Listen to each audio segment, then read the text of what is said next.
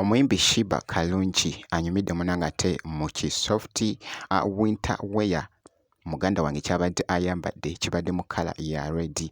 Munnange ate abadde lookinga munnange ate good wali wonna. So Fikfa Maker kw'ossa ate ne Spice Diana beekoze munnange ate ebintu mu katambi nabo babadde kiriya nnyo, nabo babadde munnange ate bwe bati. So mu maaso awo ngenda kubeera nga nkuzannyiramuko kw'ossa ate ne ku Nando Love ye ali munnange ate ku nsenene wano. So ngenda kubeera nga mbikutuusaako mu maaso awo. Bampita Jaminati nsinziira ku Jaminati Yugi, wabula kansooke nkutegeeze nti kasita obeera nga tonaba kulayikinga vidiyo ogirayikinge kw'ossa ate n'okusubscribinga. Kasita obeera nga tonaba Sheebah akatambi kano kabadde kali mu kukwata munnange ate omubabiro ku mukutu ogwa TikTok.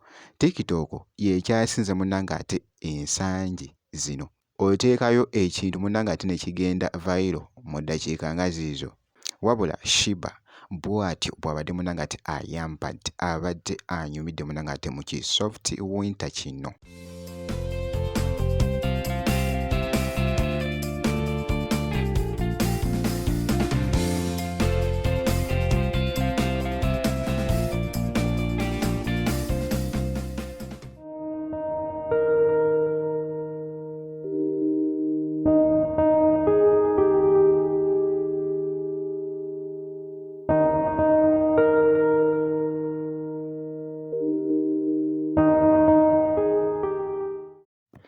Nga bw'ogezaako okukiraba kw'ossa n'akwata munnange ate ne giraasi ye mubadde muko munnange ate ebyokunywa bye, bambi abadde yeeyagala okamalako obumazi.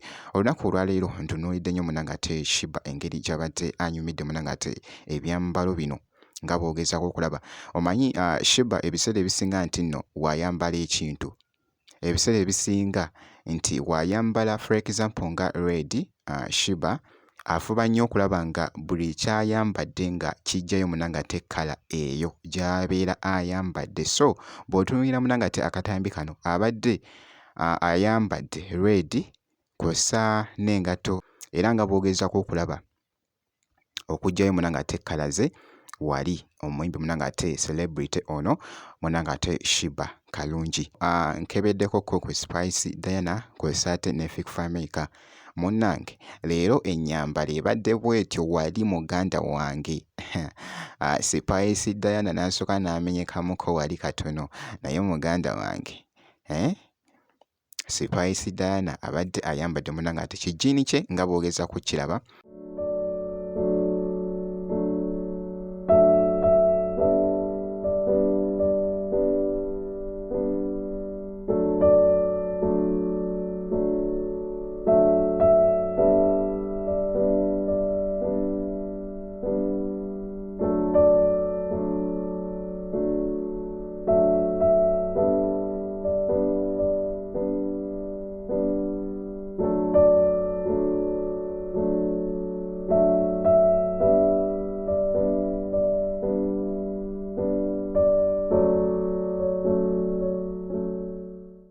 Kw'ossa ate ne Fikfa Maker jjukira nti nno babadde munnange ate beeguddekoko, babaddekoko n'ekifo munnange ate kye babaddemu. It was a challenge okutwaliza awamu, naye akatambi muganda wange kabadde kakyatambula ku mukutu ogwa TikTok. So bwe batyo munnange ate we balabiddwako munnange ate mu katambi kano, bonna nga bali babiri. Spice Diana kw'ossa ate ne Fikfa Maker munnange ate mu katambi ako. Wabula nga ate ku side y'emu Fikfa Maker naye avuddeyoko n'awanika munnange ate ebifaananyi ku Instagram. Naye muganda wange mu ddakiika nga ntono nnyo ndabye nga bibadde bikutte akati ku Instagram awo.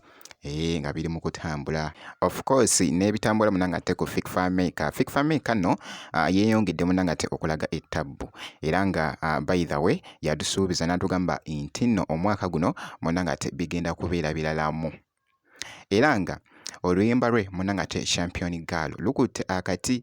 It was a hit, era nga lukyagenda mu maaso munnange ate okwata abantu omubabiro okwetooloola.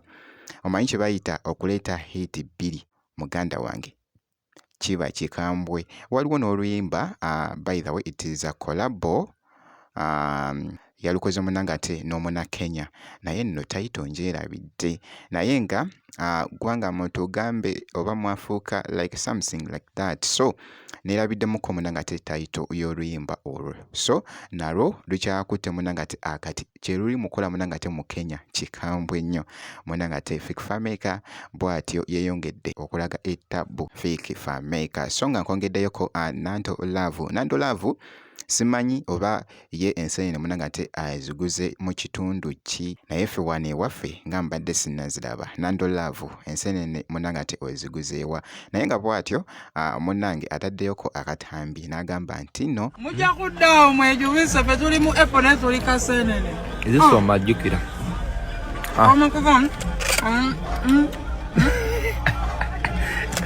zisoma ate epo naye ndi musene tekasoma era teweunyanga nkukunzizizako tuni gye bata enseenene